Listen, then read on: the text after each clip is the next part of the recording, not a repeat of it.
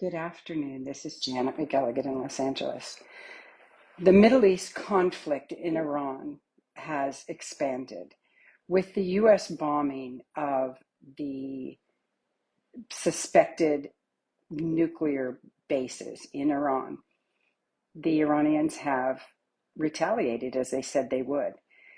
They have bombed Qatar, and apparently there are no casualties that we know of. I'm hearing from the Middle East that bases in the United Arab Emirates, as well as perhaps Saudi Arabia, have been bombed. Also, the Iranians, for the very first time, have voted to close the Strait of Hormuz. Now, here's what that means. You may ask, well, no big deal.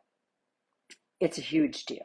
It's a huge deal because it impacts oil in a huge, tremendous way.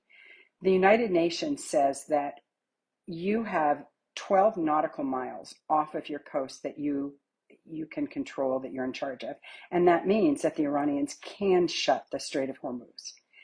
That will impact not just Saudi Arabia and Qatar and the UAE and Bahrain and Iran. That impacts all the oil that's going into China. 60% of the oil from China is from Iran, from Tehran. You also have an impact in Japan and in India. So because those are impacted, they're not going to come on the side of the United States. They will be working, I believe, with the Iranians so that their economic future isn't hit tremendously. When you look at a map and you look at the medium range missiles the Iranians have and what bases, American bases they can hit, they're all over the United Arab Emirates, which will also impact what goes on in the Sudan. So you have to look ahead. Their long range missiles can hit as far away as most of Egypt. There are no US bases in Egypt. There certainly are personnel that are there. And it can hit the Sudan as well. So that means that the UAE, which is Dubai and Abu Dhabi, supposedly one of the bases in Abu Dhabi has been hit, but I've not gotten confirmation on that yet. This means that this war is escalating. Now, the Iranians have come out and they mirrored what Trump said. Trump said, well, we're not at war with the Iranians, just their nuclear facilities. So the Iranian supreme leader has said, we're not at war with the United States, just your military bases. This is ludicrous. And we don't need another projected, prolonged war in the Middle East. That hasn't worked so well for the Americans. It didn't work for us with Iran and Iraq. It didn't work with us for Iraq and Afghanistan. We just took troops out of Afghanistan.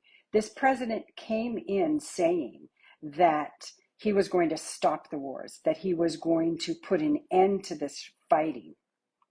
We now have nuclear powers that are saying that they will join this fight. How does this impact as well the ongoing war in Sudan? I believe that the UAE will have to start to protect themselves from fighting, which means they won't be able to give weapons over to the RSF.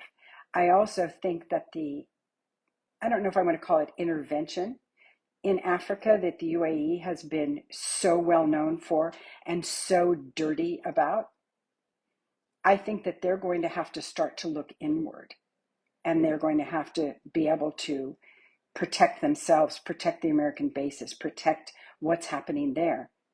And perhaps they'll stop playing in other people's backyards and stop manipulating things.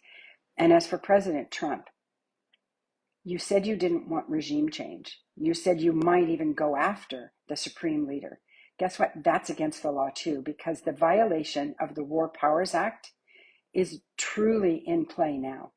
And members of Congress have been asked to come back, or at least that is the talk right now, to restrict President Trump's continued intervention. Stay tuned. It'll be very interesting to see what happens in the next week, much less the next 24 hours. Thank you.